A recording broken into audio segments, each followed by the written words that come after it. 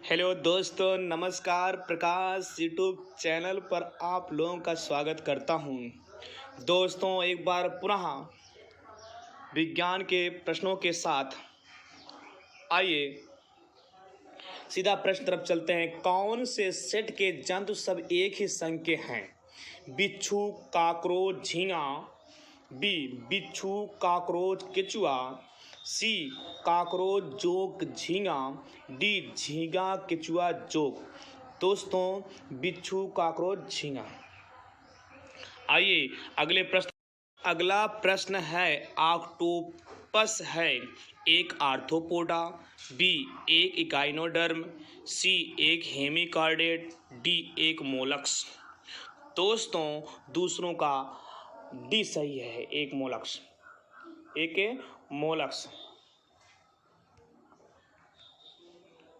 ठीक है, सीधा अगले प्रश्न तरफ चलते हैं।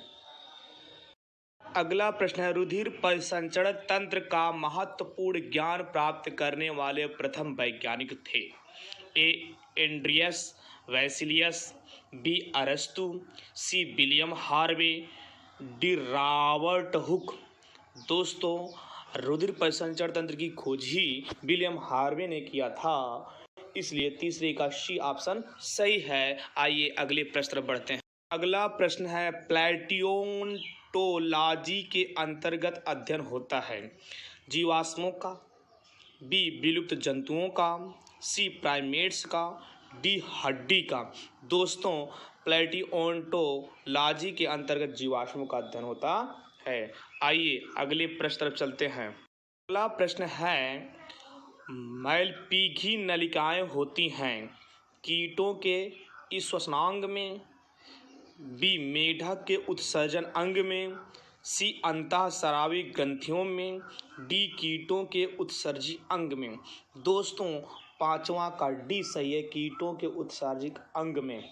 आइए अगले प्रश्न की तरफ चलते हैं। अगला प्रश्न है, आर्थ्रोपोडा जंतुओं में हल्का नीला रुधिर किसके कारण हो सकता है?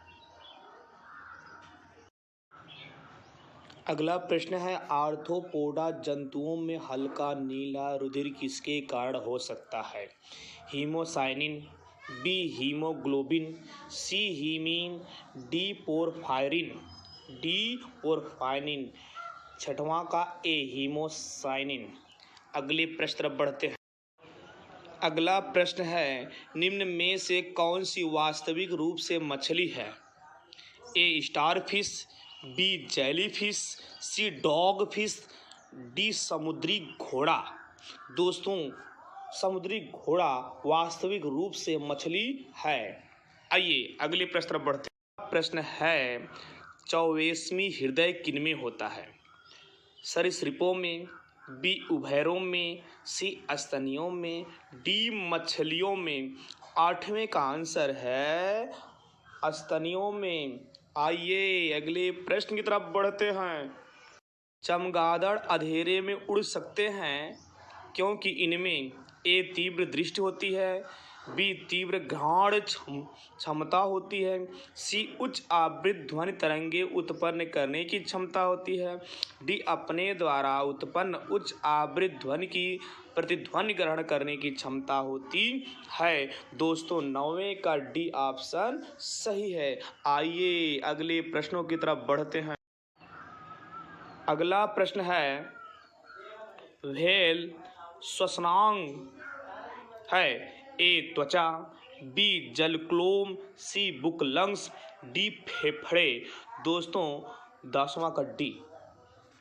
आइए अगले प्रश्न तरफ बढ़ते। निम्नलिखित उड़ने वाले जीवों में से कौन सा पक्षी वर्ग में नहीं आता? ए चमगादड़, बी कौवा, सी चील, डी तोता। दोस्तों, साधारण सी बात है, चमगादड़ पक्षी वर्ग में नहीं आता, ये ऑप्शन सही है। आइए अगले प्रश्नों की तरफ चलते। अगला प्रश्न है, किस जंतु समूह या संघ के सब सदस्य समुद्री होते हैं? ए पोरीफेरा, बी सिलिंट्रेटा, सी इकाइनोडर्मेटा, डी मोलस्का। दोस्तों, 13वें का है इकाइनोडर्मेटा। आइए अगले प्रश्न तरफ चलते हैं। फाइलेरिया रोग का जनक होता है? एक, मच्छर, बी, बैक्टीरिया, सी, एल्मेंथीज, डी, प्रोटोजोआ। दोस्तों 14वें का होगा एल्मेंथीज। फाइलेरिया रोग का जनक होता है, बहुत ही इंपॉर्टेंट है। अगला क्वेश्चन है, किनमें शरीर खंडयुक्त होता है?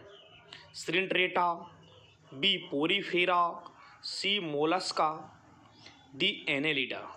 दोस्तों एनेलिडा का शरीर खंडयुक्त होता है, डी ऑप्शन सही है। आइए अगले प्रश्न तरफ बढ़ते हैं। प्रश्न है, बहुत ही महत्वपूर्ण प्रश्न है। द्विनाम पद्धति एवं आधुनिक वर्गीकरण में महत्वपूर्ण योगदान के लिए प्रसिद्ध वैज्ञानिक सिस्टेमा नेचुरी नामक पुस्तक के लेखक हैं? A, Carolus Linnaeus, B, Gregor John Mendel, C, Louis Pasteur, D, Charles Darwin. दोस्तों कैरोलस लिनियस द्विनाम पद्धति आधुनिक वर्गीकरण के योगदान के प्रसिद्ध वैज्ञानिक और पुस्तक के लेखक थे। ये ऑप्शन सही है। अगला प्रश्न, दोस्तों अपने शरीर के किस भाग से निकले स्राव से मकड़ियां जाल बनाती हैं? ए, मुख से, बी, लार ग्रंथियों से, सी, पादों से, डी, उदर के पश्च भाग से। दोस्तों अपने शरीर के उदर के पश्च भाग से निकले स्राव मकड़ियां जाल बनाती हैं, डी ऑप्शन सही है। थैंक यू दोस्तों, मिलते हैं अगली वीडियो में।